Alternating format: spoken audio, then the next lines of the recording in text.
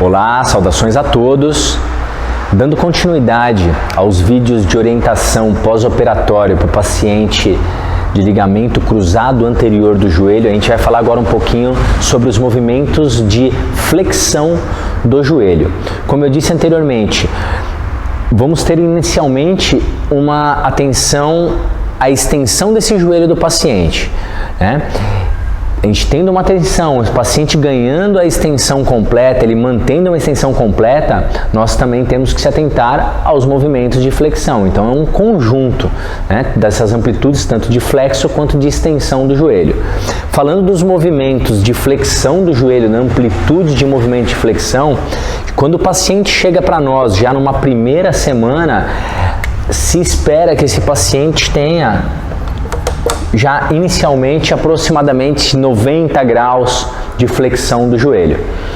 Esse ganho de flexão, ele irá se dar semana a semana, por isso a importância de se acompanhar de perto o caso do paciente, a evolução semana após semana da evolução da amplitude de movimento.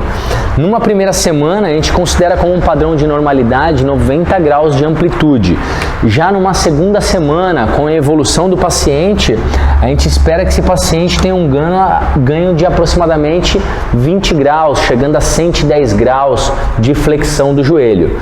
Para uma terceira semana, dali para frente, a gente começa a esperar um ganho de ao menos 10 graus por semana. Então, para a terceira semana, aproximadamente 120 graus.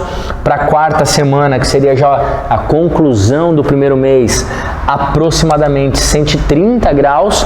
E da quinta semana em diante, se espera que esse paciente ganhe amplitude progressivamente até a sua amplitude completa de flexão do joelho.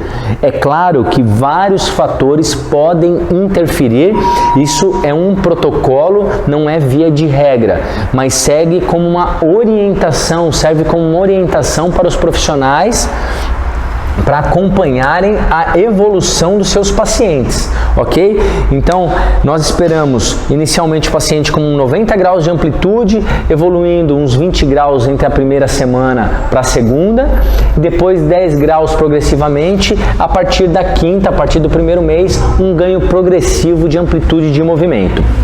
Pois bem, os pacientes com limitação de amplitude, nós utilizamos na prática clínica as técnicas de facilitação neuromuscular proprioceptiva. Eu gosto inicialmente de trabalhar muito com as técnicas com o paciente sentado, onde numa posição sentada ele já assume uma flexão de 90 graus do joelho, então com o auxílio do profissional fica fácil ganhar amplitude neste posicionamento, pois é um posicionamento onde eu tenho o meu quadríceps relaxado, ele não está estirado, do que iniciar com o paciente deitado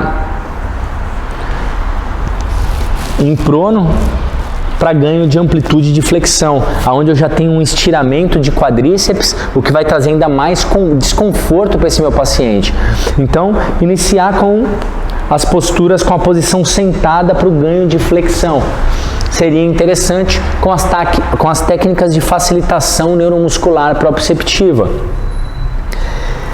Após o ganho, quando a gente passa dos 90 lá por volta de 110, 120 graus, então eu posso assumir a posição em supino, a posição em prono, perdão, onde o paciente está deitado de barriga para baixo e o profissional vai ganhando progressivamente a flexão do joelho, tá?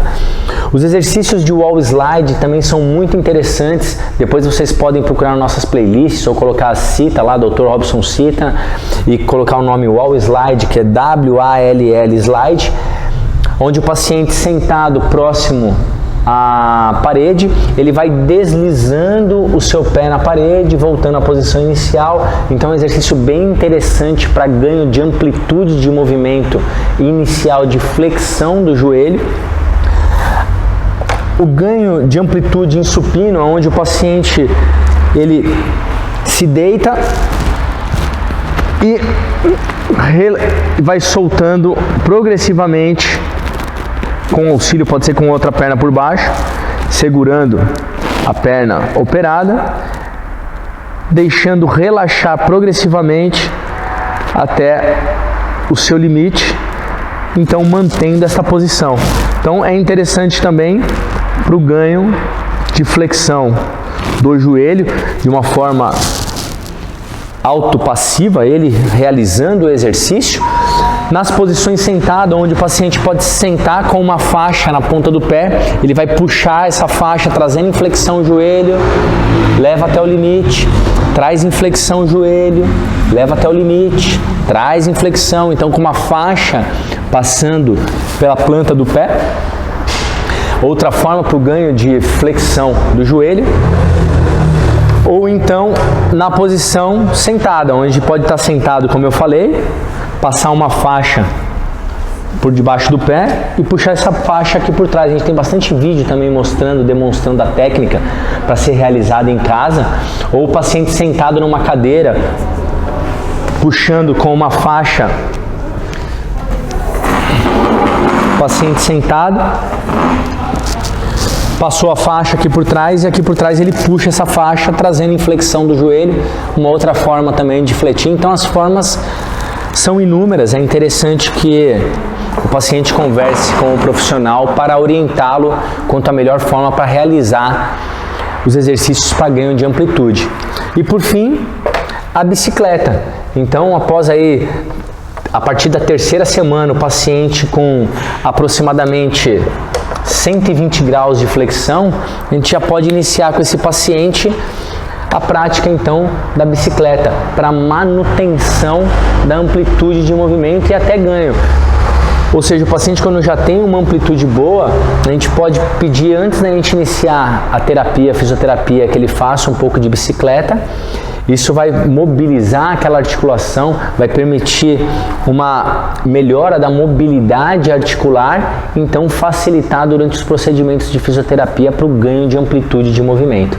Ok? Então espero ter elucidado para vocês um pouco quanto às dúvidas do ganho de amplitude de movimento, o período, nessa fase, até tal data, quanto que eu tenho que ter ganho com esse joelho, está atrasado, não está atrasado, e qualquer alteração de um protocolo, enfim, do que a gente está conversando aqui, é interessante que o profissional procure o médico responsável para estar conversando e alinhar o tratamento, ok?